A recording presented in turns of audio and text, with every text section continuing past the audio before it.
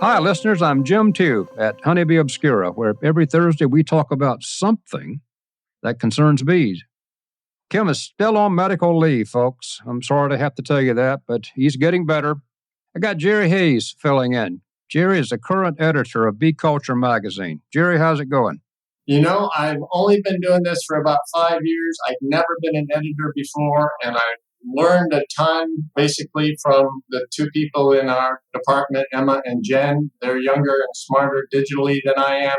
And so we all work together, and it's been kind of a fun entrepreneurial adventure. Well, I'm glad to hear you so positive about this. Shouldn't you be kind of down in the dumps? Not when I'm being recorded. No, I'm sorry. Oh, okay. Well, I didn't realize that made a difference. Yeah. Well, I'm glad you're here, buddy. Well, listeners, Jerry and I go back a long way. I mean, I've admitted to you in previous episodes, as has Kim, about how we've grown old. But are you ready to admit that, Jerry? I think I am. And as you get older, and whoever's listening will know this, and whoever's younger will experience it, when you have years, decades behind you, and you've built up all these thoughts and memories and failures and successes, and look behind you, look over your shoulder, and see what brought you here. I just think that's amazing. Well, I'm glad to hear it worked out that well. Let's do it like this. Let's be formal about this. Let's do it correctly. Hi, I'm Jim Tew. I'm Jerry Hayes. And we want to talk to you today from Honeybee Obscura about a topic in beekeeping that I don't think Kim and I have ever discussed, and that's unusual hive designs that Jerry had a lot to do with when he didn't have so much gray in his hair. I had no gray in my hair. You are listening to Honeybee Obscura, brought to you by Growing Planet Media, the folks behind Beekeeping Today podcast. Each week on Honeybee Obscura, hosts Kim Flodham and Jim Tew explore the complexities, the beauty, the fun, and the challenges of managing honeybees in today's world. Get ready for an engaging discussion to delight and inform all beekeepers.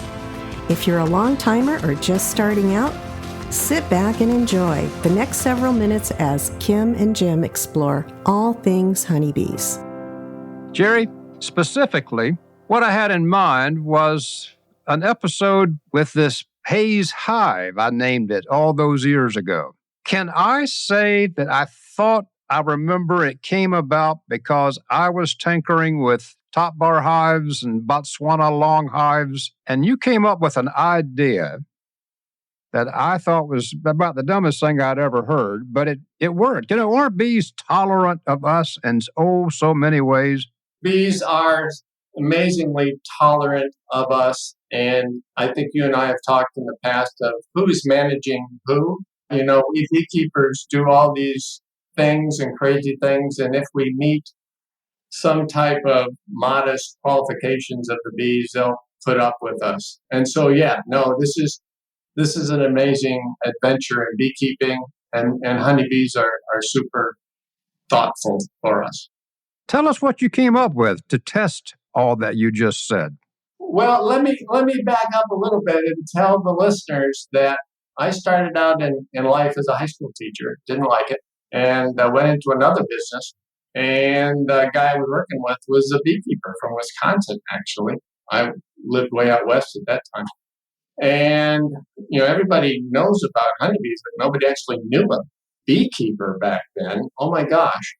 And so I picked this person's brain and asked more questions and became more interested and fascinated and asked more questions. And then I started reading everything that you could read about and looking into honeybees.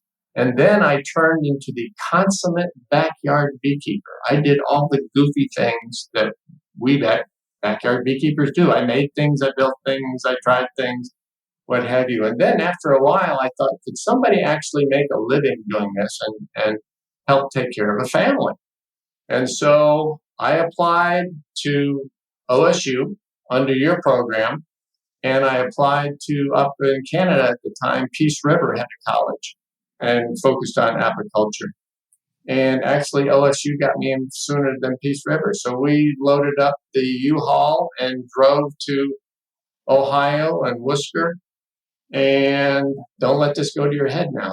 But other than being a husband and a father, you're number 3 on my list of the amazing things that I've been able to experience in my life, because your demeanor, your educational outreach, everything in a classroom, driving us down in cars and buses to Dothan, Alabama to look at bees and oh my gosh, and I'm going to diverge here, so I'll be okay. Bees to Dothan. I think we've taken them to Dothan or taken them back up to Ohio.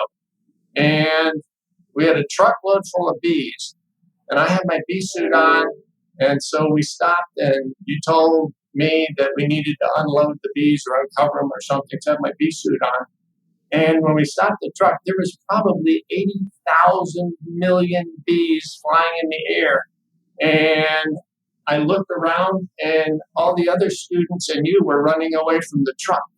And I thought, oh, okay, all right. So I'm in charge now. So this is good.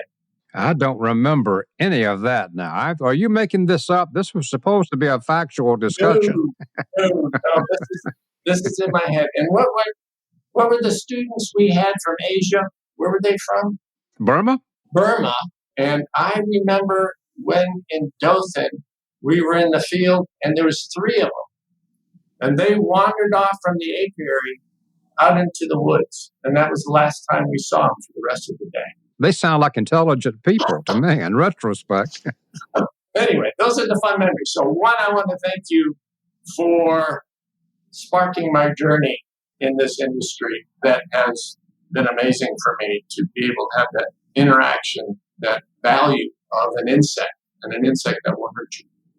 All right, so the hive, the Hives barrel hive. So yes, you were working on top bar hives, and this is how my brain works, and I apologize. And you were doing Kenya, top bar hives, and, whatever you want to call them now. And so I was thinking in my brain, well, bees in the wild at that time, this was before Varroa, when you actually could find bees in the wild, build their comb in the shape of an ellipse, naturally. And so I thought, well, you know what? An ellipse is half of a circle. And if it's a half of a circle, what is out there that's free that represents half of a circle? And so I thought, well, a 55-gallon barrel, if you cut it in half, is an ellipse. And I could turn that into a top bar hive. And so I had one of the people there at ATI in Worcester, who was smarter and had the power equipment that I didn't have, cut this 55-gallon barrel in half for me. I made a plywood end at the other ellipse, and then I put some runners on the side to hold the top bars in. And the entrance was the actual hole that you would pour out the liquid that was in the hive, and put some bees in there, and they seem to be okay with it. And it's like bees everywhere else. If you give them the right amount of volume, they will live in it. And because I've seen bees built, in Florida when I was in Florida, Africanized bees in the mailboxes and the trunk of old Buicks and all that other kind of stuff. So every barrel that you saw after that, you saw 2 potential beehives. I sure did. And golly, this was many years later. I was looking at a magazine about top bar hive beekeeping in Africa, and they were showing different hives. And I'm sure they didn't get this from me, because this isn't rocket science. Anybody can figure this one out. But they showed somebody who had got a barrel and done exactly the same thing I did to it and turned it into a hive. And I contacted somebody, and they said, yeah, it works pretty good, but unless the barrel has a big, huge hole in it or is smashed on one side or what have you, the barrel is more valuable as a barrel than as a potential beehive. But they were doing the same kind of thing, and I just thought that was kind of fun. Well, I was thinking when you were talking how much time has changed, because barrels are plastic now. You don't get those metal barrels anymore. So beekeepers out there who want to copy you are going to have to modify your design to use a plastic barrel and cut in half. Yeah, no, and they could do it. And the interesting thing was that, we're talking about metal, you're talking about steel barrel, and we're talking about Ohio. And could the bees overwinter in something that has no insulation in it? They did and were able to do it. And actually, I took the other half of that barrel hive when I went from Worcester. A date aunt offered me a job as a branch manager in Wayland, Michigan. And so I took the other half up there and started a barrel hive in Michigan, and they overwintered as well. And so bees are amazing. And, we look at all these advertisements for insulation and, all these other kind of things for bees. But if bees are healthy, they can do all sorts of amazing things.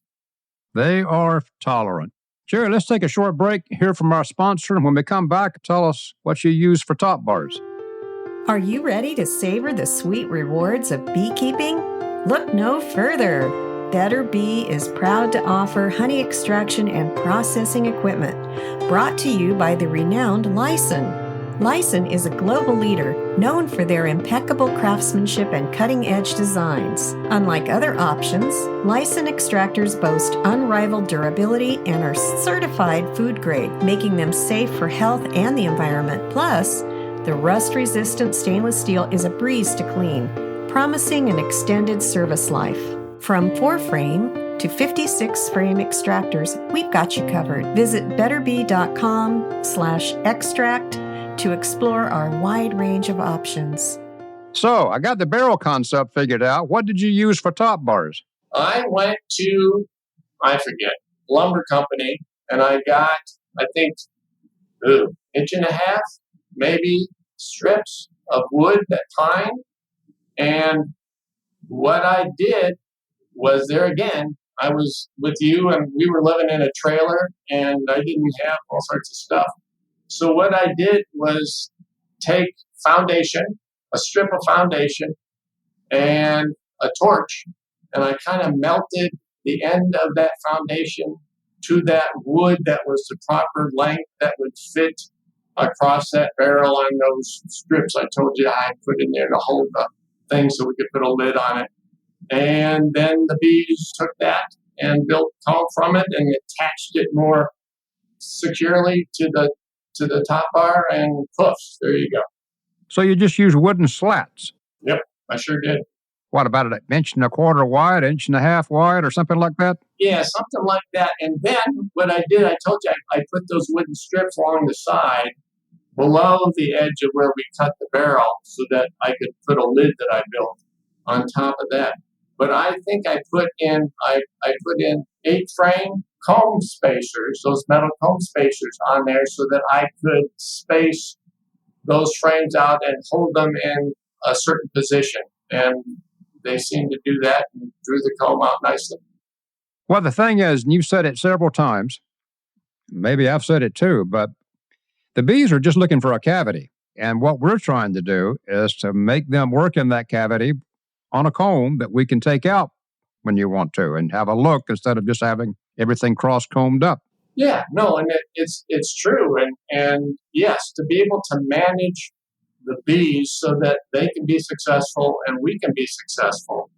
And all these, people out there that, have these new hives that allow the comb to go all sorts of places and connect to each other, and that you can't manage it. You can't open it up. And with our problems with pest parasites and diseases now, which is worse than when we started, you have to be able to manage. If you can't manage bees, if you can't be a good beekeeper manager, you need to go into stamp collecting or something else, because this is an animal. This is like your dog or your cat. You're not going to take care of your dog or your cat if it's covered with fleas and ticks or it's not eating properly or what have you. No, we're responsible for this very valuable insect. I can't say it any better. It is a responsibility that I frequently fail, but I know that I should be working harder. So I agree with you completely. No, and that's it. You're exactly right. None of us are perfect beekeepers, and yes, we have all these plans in spring that I'm going to look at the bees every 2 weeks. So I'm going to do, and it doesn't happen. But there's got to be that list of 4 or 5 things that we absolutely, positively have to do in order to keep the bees healthy, not only for that season, but the bees are always preparing for winter. They're temperate insects, so they're always preparing for winter. So we need to help them prepare for winter and then give us a little surplus. This wasn't all you tinkered with. And the little bit of time we have left, you've had an interesting project where you looked at where the bees would want their entrance on standard equipment. And I've cited you off and on, even though it was just a very informal review. Tell us what you did there in the last few minutes. There again, like we all do, beekeepers, I read a lot. And I was reading sometime about wild hives at that time that lived in hollow trees. And if I remember correctly, they said that the wild nest, if they could, would select an entrance above the brood chamber. That doesn't mean that they wouldn't have, comb above for that. And the reason for that, I remember the article saying, was that you could maintain, or the bees could maintain temperature and humidity in that with the entrance above the brood area rather than one below that might have breezes or what have you blowing in it. And so then the bees like an entrance above that. And so I experimented with our Langstroth colonies, with entrances above the brood nest. And I still do it. I still do it at home in different ways too. If you gave the bees an option at every level, the bottom board and between every deep and super, where did the bees choose? I have a hive. I'm still messing around with this. I have a hive, 2 hives in my yard right now that have a full bottom entrance. I put a couple sticks in above the brood nest to create another entrance. And then I put a big, thick foam insulation stuff that I was using to do something at home with and made an entrance and put that on the very top of the hive with the lid on it, of course, just to see, as you just said, would our bees now still select something above? And yes, some of the bees will still want to go in the bottom. Some will be in that middle entrance, but the majority of bees would go in that top entrance. And so I left that foam thing with the top entrance on all summer. This isn't winter or anything else, just to see what they would do. And the bees actually in 2 or 3 different places chewed through. That's the wrong term, but they made holes through this insulation at the very top in a couple different places so more bees could use the very, very top entrance. And I just find that fascinating. Well, I do too. The thing you said all those years ago was that in reality, the bees didn't use the bottom entrance very much. They don't. That's in the wrong. Everything about a beehive, a Langstroth hive, except volume, might be wrong. We have these bottom boards with that little porch on the front and a door and a doorbell and everything. Yeah. Close to good schools and shopping centers. But the hive is built for us. Being all visual creatures, we could understand. You have an entrance at the bottom, and you have a little porch where they could fly in and land and be comfy and invite their friends in and everything else. But that's not what the bees actually do. Yes, they can do that, but they have something genetically in their brains that if we have an opportunity, we would like an entrance in a different spot. Well, it was very intriguing. Jerry, time has flown by. I don't want to scare you, but maybe we can do this again on erratic occasions, on erratic subjects. I enjoyed talking with you. I've had so much experience with you, and we've had so many events all through the years. It's easy to burn up 20 minutes in a hurry. No, it's super fun. And as a beekeeper, it's fun talking to and about bees. So thank you for the opportunity. Well, I enjoyed listening. It was good to walk down memory lane for a bit. So for anybody who wants to build a Hives barrel hive, it's a piece of cake. All you got to have is a cutting torch and about $30,000 worth of shop equipment, and you're good to go, or something along that line. No, you only need about $25,000. Okay. The biggest thing you're going to have trouble finding is the metal barrel now, I'm afraid. Jerry, until we can talk again, I had a good time. Thank you, friend. Thank you, Jim.